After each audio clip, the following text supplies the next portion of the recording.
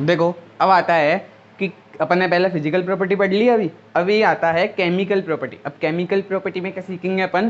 Chemical property में अपन सीखेंगे कि केमिकल प्रॉपर्टी में तीन बात कही गई हैं। उनमें पहली बात है द पार्टिकल्स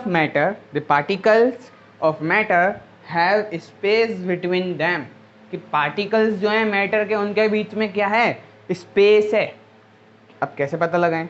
देखो अपन ने मान लो कि मेरे पास एक ग्लास है, ये एक ग्लास है, ठीक है, ये ग्लास है। अब इस ग्लास में देखो भाई, ड्राइंग है ऐसी हो सकती है, हाँ ये देखो ये ग्लास है। तो इस ग्लास में मान लो मैंने वाटर भर रखा है। क्या भर रखा है? वाटर। अब सबसे पहले मैं स्पून लेता हूँ, ठीक है। अब मैंने स्पून में मानो पहले मैंने चीनी रख ली, तो चीनी डाल दी मैंने इसके अंदर, और फिर मैंने दूसरी बार में इसमें क्या करा, इसको शेक किया, और फिर मैंने दूसरी बार में इसी स्पून से मैंने इसमें सॉल्ट डाल दिया। तो पहले क्या डाली मैंने? शुगर डाल दिया, ठीक है। तो फिर मैंने क्या डाल दिया? सॉल्ट डाल दिया, ठीक है। और इस वाटर का जो पानी है उसको आप क्या कर लो, नोटिस कर लो कि मान लो पहले मेरा था 5 ml, अब मेरा जब मैंने शुगर डाल दी, सॉल्ट डाल दिया, तब भी वो इतना ही होगा, ठीक है, 5 ml ही रहेगा। चीनी डालने के बाद में पानी बड़ा हो जाता है क्या? नहीं ना, पानी उतना ही रहता है। तो अपन ने क्या डाला सबसे पहले इस वाटर में क्या डाला? सबसे पहले अपन ने शुगर डाला, फिर दूसरी बार अपन ने क्या डाला? सॉल्ट डाला, ठीक है ना, उसी वाटर में। तो फिर अपन ने देखा कि जो वाटर बना,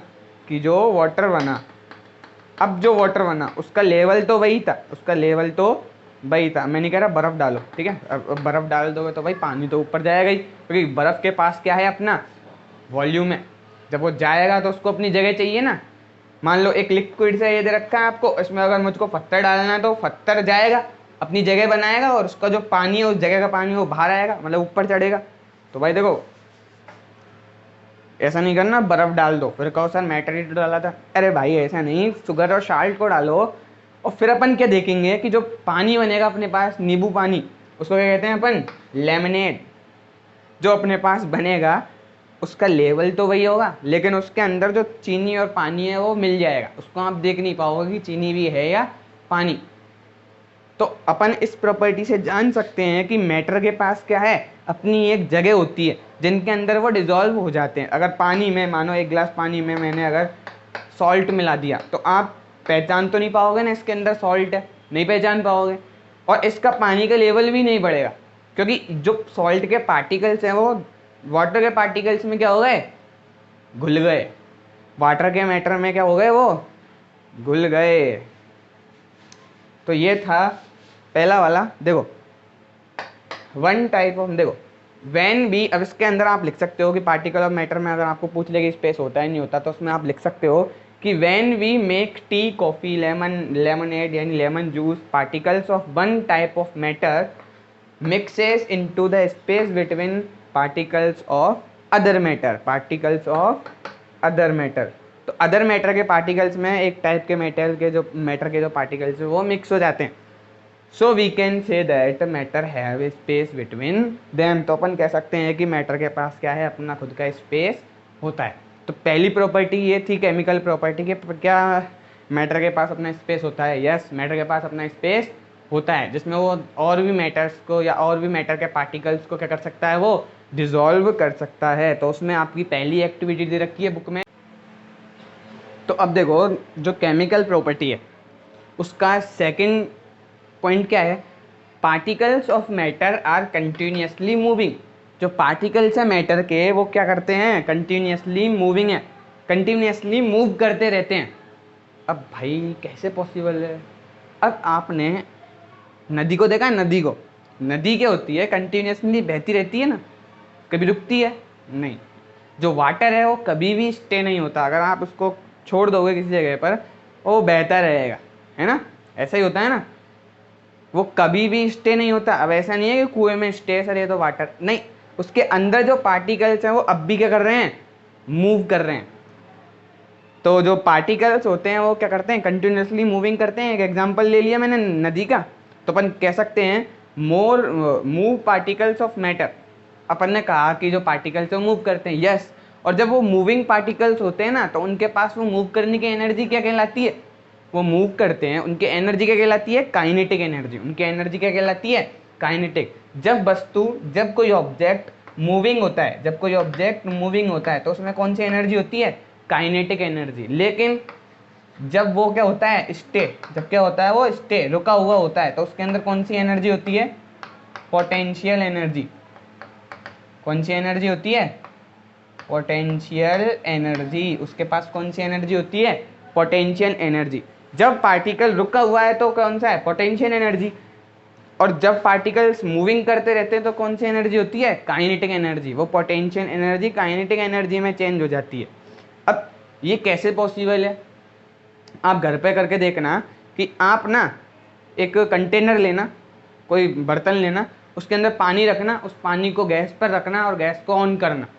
उसका टेम्परेचर जैसे बढ़ता रहेगा ना, तो पार्टिकल्स क्या होंगे, मतलब बबल आ जाता है ना, उबलने लग जाता है। मम्मी कहती है दूध उबल गया, पानी बहुत ज़्यादा गर्म हो चुका है, उबलने लग जाता है, तो वो मूविंग हो जाती है ना। अपन क्या उसको चम्मच से ला रहे, नहीं ना, वो अपने आप ही मूविंग करने लग जाते हैं। वो क्यों करते हैं, क्योंकि उनके अंदर क्या होती है, टेम्परेचर जो होता है वो एक इफेक्ट डालता है। टेम्परेचर क्या करता है, एक इफेक्ट डालता है अपना। जब टेम्परेचर को आप बढ़ाओगे तब जो काइनेटिक एनर्जी है वो बढ़ेगी। देखो पहले जो पार्टिकल है, वो जो आपने कंटेनर लिया उसमें वो पार्टिकल्स धीरे धीरे मूव कर रहे थे, आपको दिख भी नहीं रहे थे। लेकिन जैसे ही आपने उस गैस को ऑन किया और थोड़ी देर रखा, उसमें उस टेम्परेचर को बढ़ा, है ना, उस टेम्परेचर को बढ़ाया ना आपने, वो टेम्परेचर बढ़ गया, उसके नॉर्मल टेम्परेचर से थोड़ा सा तो बढ़ा, तो काइनेटिक एनर्जी क्या हो गई, इंक्रीज हो गई। काइनेटिक एनर्जी क्या हो गई, इंक्रीज, और मूवमेंट क्या हुआ, फास्ट।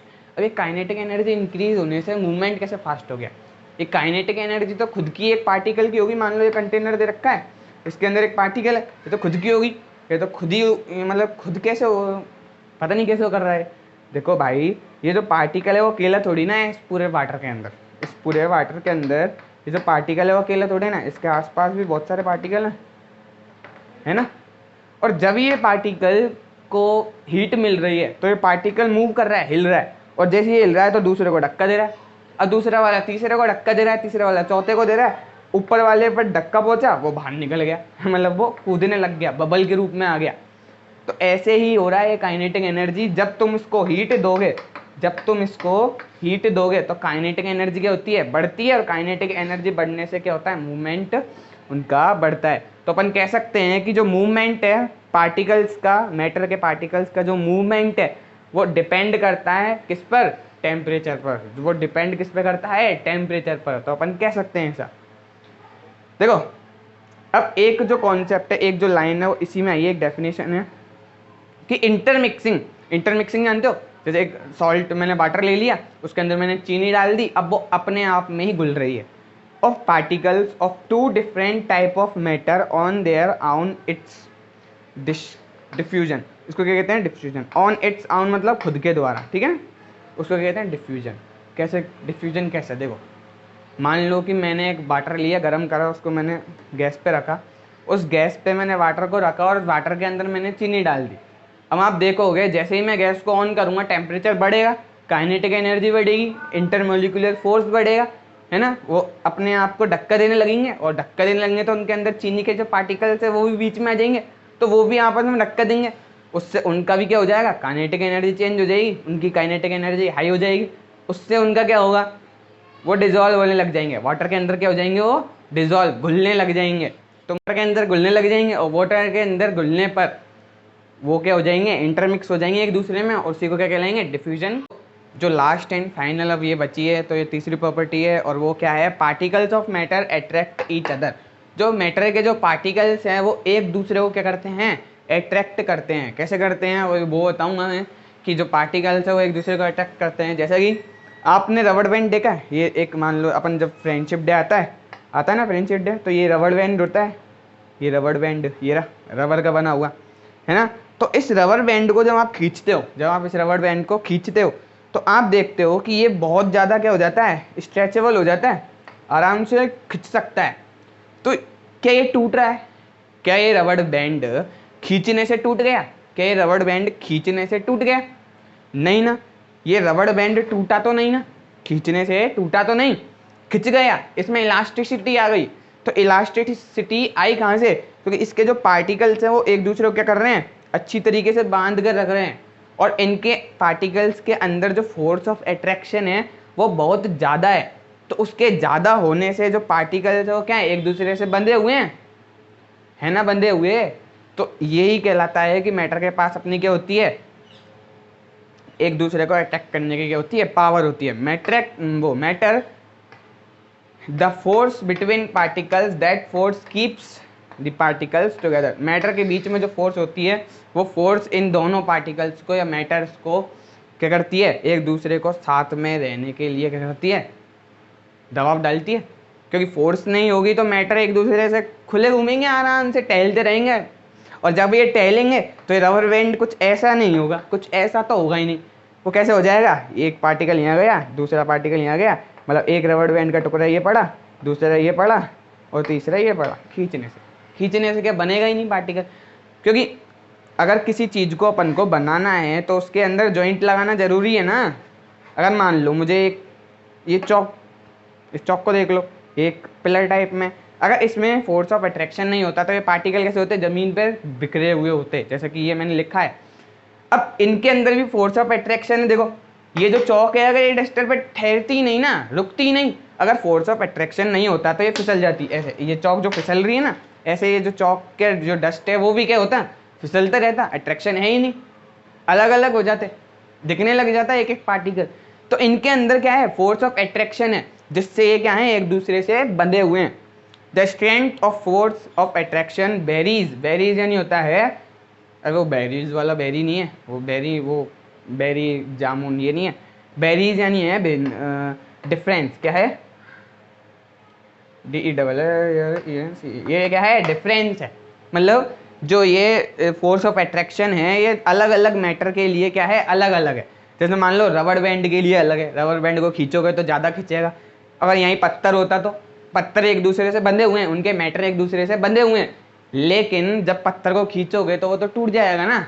अगर उसमें आप हथौड़े से मारोगे तो टूट जाएगा, लेकिन उसके अंदर स्ट्रेंथ है। जो फोर्स ऑफ अट्रैक्शन है वो वेरीज करती है अलग अलग मैटर्स में। रबड़ का अलग है, और पत्थर का अलग है, स्टोन का अलग है, वाइंड का अलग है, वाटर का अलग है, ठीक है। इन सब चीज़ों का क्या है, अलग अलग है। ये मैंने एक चीज़ है, ये आपकी बुक में भी नहीं लिख रही, तो कॉम्पैक्ट, जितना मैटर जो है कॉम्पैक्ट होगा, इकट्ठा होगा, डिस्टेंस कम होगी उनके बीच में, छोटा होगा, उसमें फोर्स ऑफ अट्रैक्शन क्या होगा, उतना ही ज़्यादा होगा। मान लो एक रबड़ बैंड है, उसका जो मोटाई है वो कम है तो आराम से टूट जाएगा ना खींचने पर, लेकिन एक रबड़ बैंड है जिसकी मोटाई इतनी ज़्यादा है, एक उंगली की मोटाई के बराबर, तो क्या आसानी से टूट जाएगा, नहीं टूटेगा, क्योंकि उसकी जो कॉम्पैक्टनेस है वो ज़्यादा है, वो ज़्यादा मोटा है, ठीक है। उसके जो पार्टिकल्स है वो पास पास ज़्यादा हैं, तो इसलिए उसका फोर्स ऑफ अट्रैक्शन भी कैसा है, ज़्यादा है। यूँ मानो कि एक पत्थर है बड़ा वाला, एक पत्थर है बड़ा, या फिर मान लो एक चौक का पीस है ये बड़ा, इसको अगर मैं तोड़ना चाहूँ तो बीच में से तोड़ दूंगा, लेकिन अगर इसका छोटा सा पार्टिकल ले लूँ मैं, उसको अगर मैं तोड़ना चाहूँ तो वो जल्दी से नहीं टूटेगा, उसके अंदर फोर्स ऑफ अट्रैक्शन क्या है, ज़्यादा है। बस यही है। तो आशा है वीडियो अच्छी लगी हो तो लाइक करना, कमेंट करना, सब्सक्राइब करना, और आगे से आगे उसको शेयर करना। और हम लेके आएंगे केमिकल प्रॉपर्टी के बाद में ये मैटर इन आवर सराउंडिंग का #2 वीडियो, उसको देखना और नोट्स बनाते रहना।